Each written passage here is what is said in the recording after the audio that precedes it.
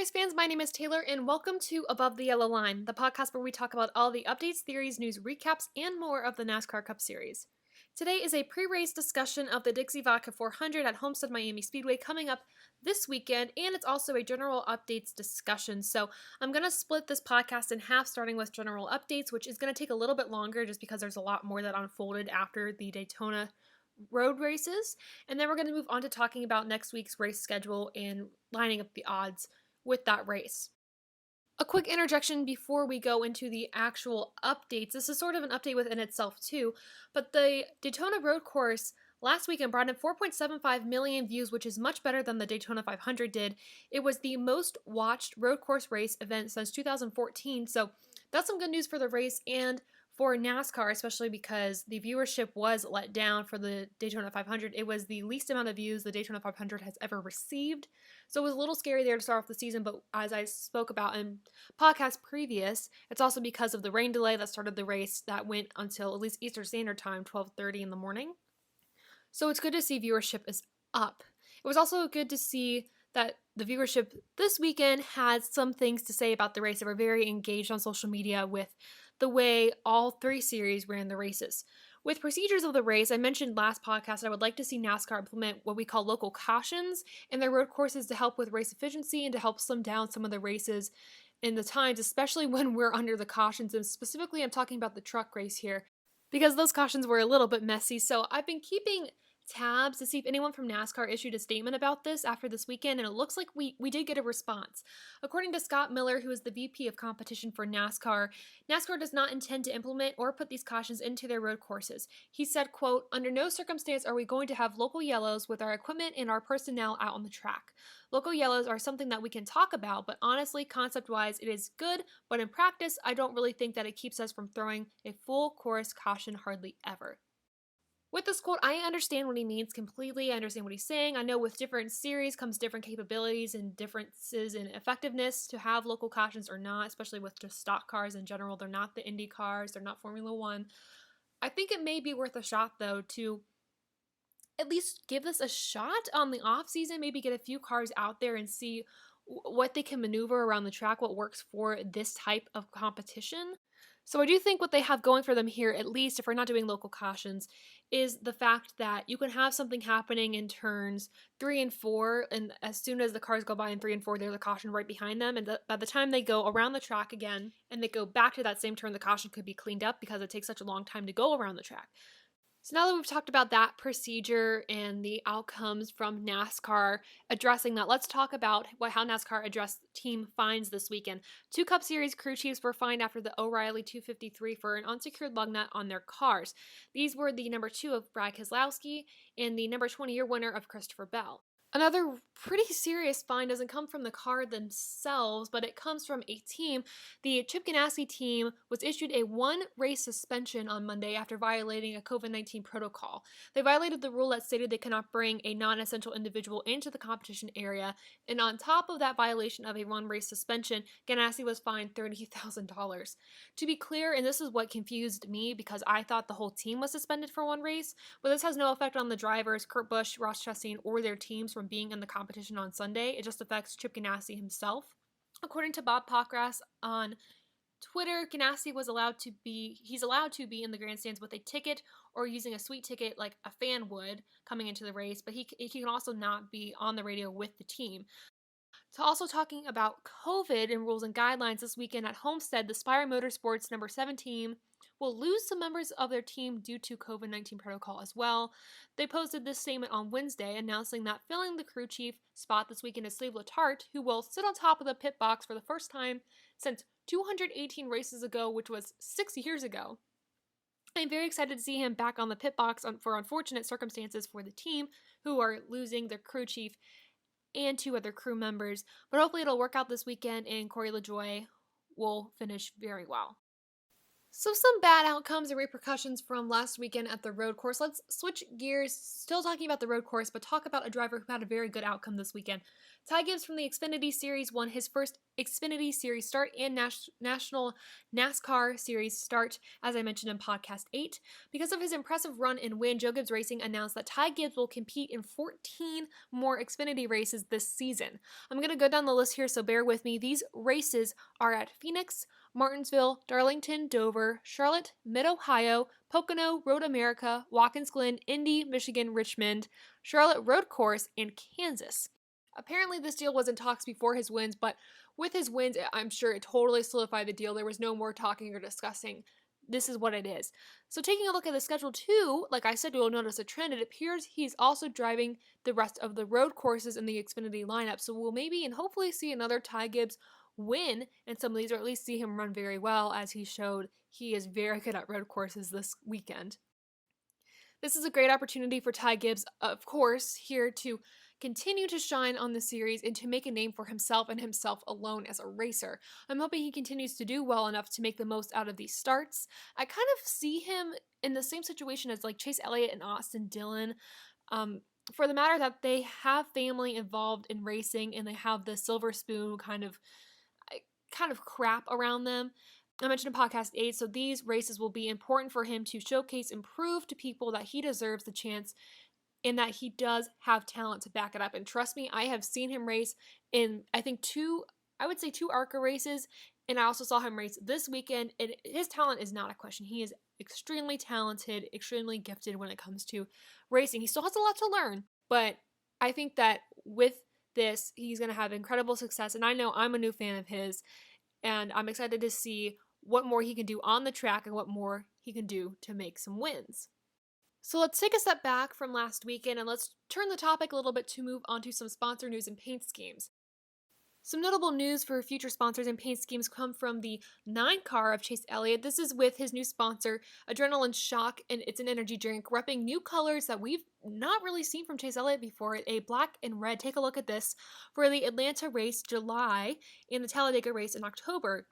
It is a really nice looking car, and I said this is different from what we've seen Chase Elliott in before. It's not Napa blue or white or yellow. It's not a Hooters black and orange or a Mountain Dew green. It's something totally different, but I really like the style and design of the car. In my opinion, it was very well done. Daniel Suarez also snagged a new sponsor with Camping World and also has a new paint scheme for us to look at here.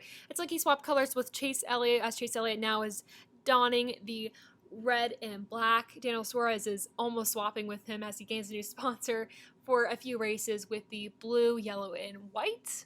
Pretty much as I say about all the paint schemes I show, I do like this paint scheme. It's not one of my favorites that I've shown on the podcast, but I do like it. I like the bold colors. And as always with drivers, it is always great to see when drivers gain new sponsorship. Also, we get new paint schemes out of it, so that's cool.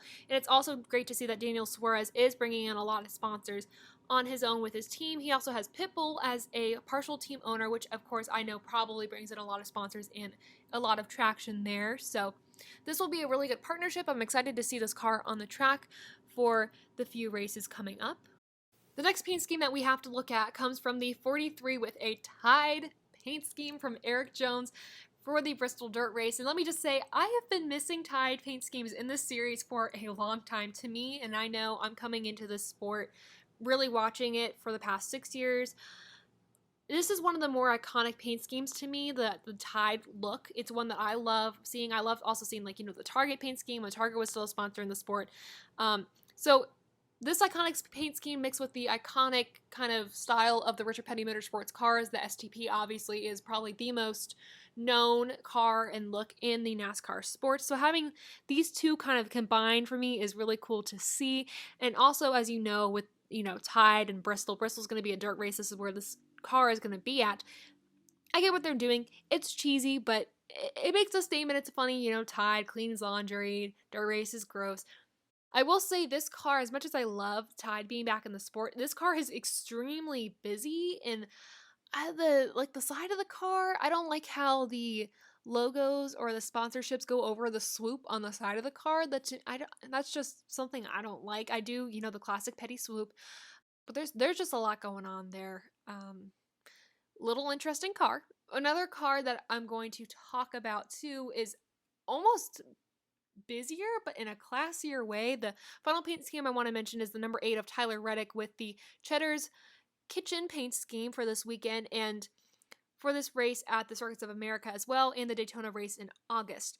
This is a very interesting paint scheme. As I mentioned, it's pretty unconventional. It kind of looks like, I don't want to say this to be rude because I think it's kind of clever, but it looks like there's like wallpaper on the car with the, I don't know what that is in the middle. I think it's like rolls or something, and I could be totally wrong.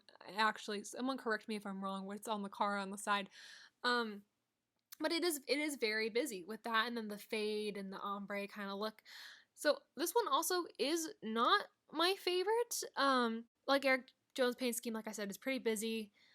But you won't miss those two cars on the track. This one will be at the race this weekend, the number 8. So let me know in the comments below what you think of these cars and others that you think I should know about or should be on the lookout for. I know we took a lot of time talking about the cars and the sponsorships, but it's something I love to do, and obviously with these cars, I felt like they were important to talk about as we'll see them in the upcoming races.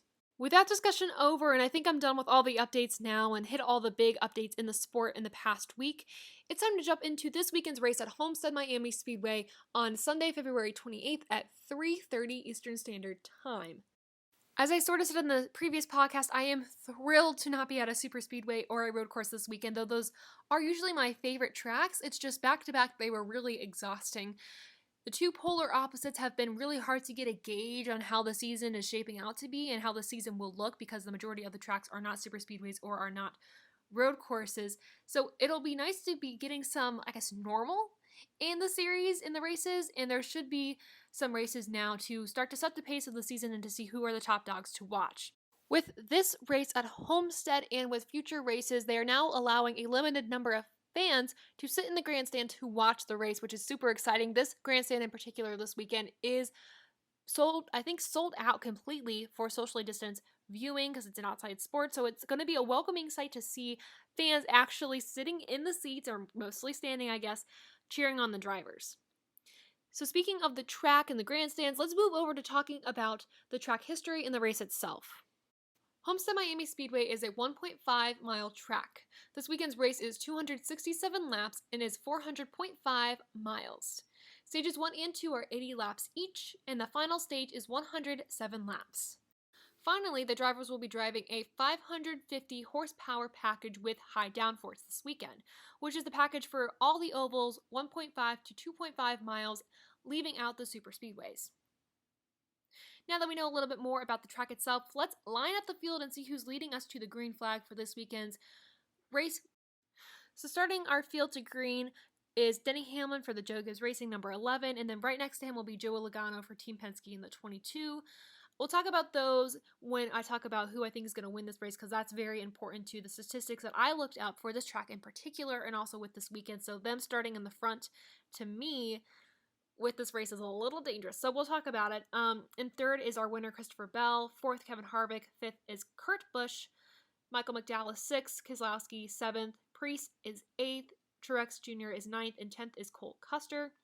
We have our road course king, Chase Elliott, who unfortunately didn't do so well at the end of the road course race, starting in 11th. And then you see the rest of the list up here. So, like I said, we'll talk about Denny Hamlin and Joey Logano starting on the front as we now line up the odds to get a closer look at who has the best shot at winning the race this weekend. The first Cup Series winner at this track was Tony Stewart in 1999. The first active driver, however, to win this race at the track was Kurt Busch in 2002, where he also won the pole. The driver that has the most top 5 and top 10 finishes at the Speedway is Kevin Harvick, and according to MRN, the Cup driver who has the best average finishes at this track is Tyler Reddick with the past 10 races with an average finish of 4th place. Tyler Reddick, who would have thought? So before I go into other aspects of this race, I think if we're looking at another first-time winner, a three-peat of first-time winners, I think Tyler Reddick does have the best shot based on his standings on this track. Unfortunately, though, he is starting 35th after having a really rough race at the road course, so it depends really on if he can work his way up into the field, but if it's going to be anybody winning their first Cup Series with, I think it's going to be him. So here's my thing with these stats. I have the knowledge of the past 2 races in my head as well, and I also have the knowledge of the stats at Homestead as a whole. And also looking at the clashes and the duels and how the drivers failed Here's what I'm thinking right now.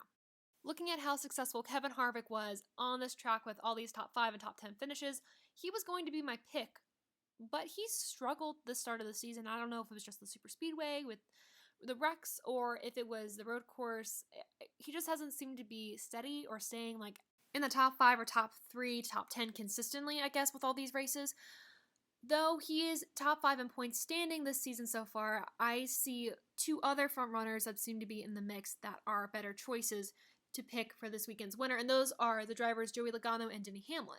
Both these drivers have won this race before, Hamlin in 2013 and last year in 2020. Logano won in 2018 at the championship race where he was crowned the NASCAR champion that year. He only won 1 race at this speedway, but it was the one that mattered. Denny has a better average finish at this track out of the 2 with a 9.2 finishing position over Logano's 10.4, so that puts Hamlin in a better position statistically here. I would also say that Joe Gibbs racing cars have been pretty strong this season so far, all 4 of the cars, which is not something you usually see on a racing team nowadays, I think. Though the road course really didn't work out well for maybe half the team, except for Hamlin, who finished 3rd. But let's also mention the road course. Joey Logano finished 2nd, and his teammate Brad Keselowski, after a horrible day, managed to squeeze out a top 5 finishing position. So talking about overcoming adversity here, I think the Team Penske team also has that on their side. To me, they both seem to have pretty much even odds here, and if you consider the Daytona 500 in this, Hamlin finished 5th and Logano wrecked out from the lead on the last lap and finished 12th, but he was in the lead. So at this point, I'm throwing numbers out here because I want to feel confident on my pick to win this weekend because it is a toss-up between these 2 top dogs here. So though Joey Logano has shown consistency and has shown that he can win at this track, my pick to win this year's Dixie Vodka 400 has to be Denny Hamlin. I think it will be close between the 2, but I think Denny Hamlin has consistency and momentum on his side from last season. Let me know in the comments below if you think Denny Hamlin's going to win this weekend or if another driver will take the checkered flag. And with that, I am done with the podcast for today. We split it up into 2 parts and now we are done. So thank you so much for listening to Above the Yellow Line, the show where we talk about all the NASCAR Cup Series updates, series news, recaps, and more. My name is Taylor and join me next time for some NASCAR news and a race recap. So until next time, I'll see ya.